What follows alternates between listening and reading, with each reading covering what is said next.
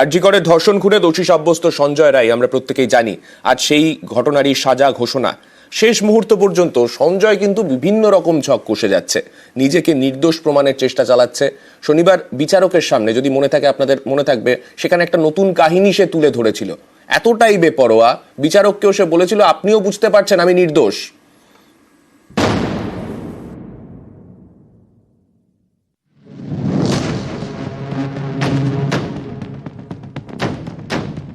চোখ দেখে যায় চেনা।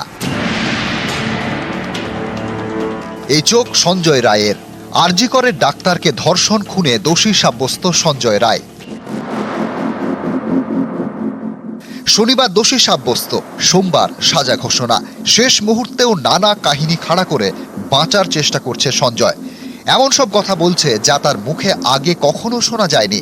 যেমন শনিবার শিয়ালদা আদালতে সঞ্জয় বলে রুদ্রাক্ষের মালার কথা।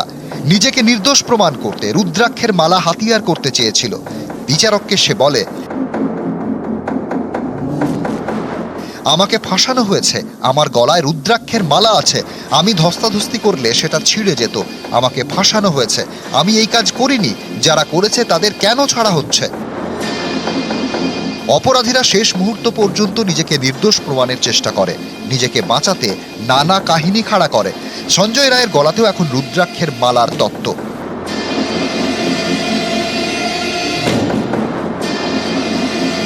সঞ্জয় রায়ের যেটা বক্তব্য ছিল যে একটা গলায় রুদ্রাক্ষর মালা নিয়ে, কিন্তু যে রুদ্রাক্ষর মালা বেসিসে সঞ্জয় রায়ের বক্তব্য, সেই রুদ্রাক্ষর মালার পার্টটা কোনোভাবেই ক্রস এক্সামিনেশনে আসেনি এভিডেন্সে। কেউ 351 মানে যেটা তার নিজের বক্তব্যের সময় বলবে সেই পার্টে, বা যেটা আর্গুমেন্টে বলবে, সেইটা that has to be corroborated by evidence as well as 351, কিন্তু সেটা কোনোটাই ওদের ডিফেন্স কাউন্সিল তুলে ধরতে পারেনি।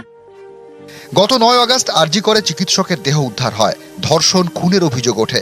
কয়েক ঘন্টার মধ্যেই সিভিক ভলেন্টিয়ার সঞ্জয় রায়কে গ্রেপ্তার করে কলকাতা পুলিশ। হাইকোর্টের নির্দেশে সিবিআই তদন্ত শুরু হলে সঞ্জয়কে হেফাজতে নেয় কেন্দ্রীয় এজেন্সি। তদন্ত এবং নানা তথ্য প্রমাণে স্পষ্ট হয়ে গিয়েছে যে সঞ্জয় রায় ধর্ষণ খুন করেছে। এর ভিত্তিতেই শনিবার তাকে দোষী সাব্যস্ত করে শিয়ালদা কোর্ট।